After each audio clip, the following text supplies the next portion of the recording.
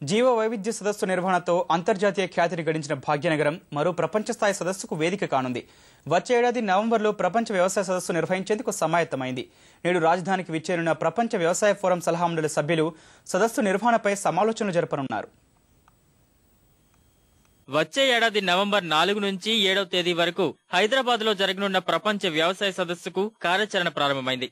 కార్యక్రమ సన్నాహకాల్లో భాగంగా ప్రపంచ వ్యవసాయ ఫోరం అధ్యక్షుడు కెన్నెత్ బేకర్, సలహా మండలి అధ్యక్షుడు జేమ్స్ బి బోల్గర్ 2 రోజుల పాటు రాజధానిలో పర్యటించనున్నారు. వ్యవసాయ శాఖ మంత్రి కన్నా లక్ష్మీనారాయణతో సచివాలయంలో భేటీ కానున్నారు. అనంతరం ప్రభుత్వ ముఖ్య కార్యదర్శి మిన్నీ మ్యాథ్యూతో సమావేశమై అనేక అంశాలపై చర్చించనున్నారు. శనివారం జూబ్లీ హాల్లో ముఖ్యమంత్రి కిరణ్ కుమార్ రెడ్డితో కలిసి సమాలోచనలు జరపనున్నారు. ప్రపంచ వ్యవసాయ సదస్సు లక్ష్యాలు, ఉద్దేశాలపై ప్రసంగించనున్నారు. పెట్టుబడి ఖర్చులు తగ్గించుకుని సంక్షోభంలో కొట్టుమిట్టాడుతున్న వ్యవసాయాన్ని లాభసాటిగా మార్చడమే లక్ష్యంగా ఈ సదస్సును నిర్వహిస్తున్నారు. మారుతున్న వాతావరణ పరిస్థితులు, విప్లవాత్మకమైన మార్పులు, అధునాతన సాంకేతిక పరిజ్ఞానం, యాంత్రీకరణ అన్నదాతకు చేరవేసేందుకు కార్యాచరణ రూపొందించనున్నారు.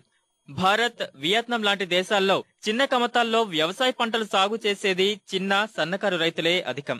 అలాంటి పేద, బడుగు రైతుల అభ్యున్నతి కోసమే శాస్త్ర, సాంకేతిక పరిజ్ఞానం, యాంత్రీకరణ అందుబాటులోకి తీసుకురావాలనేది ప్రపంచ వ్యవసాయ వేదిక లక్ష్యంగా నిర్దేశించుకున్నారు.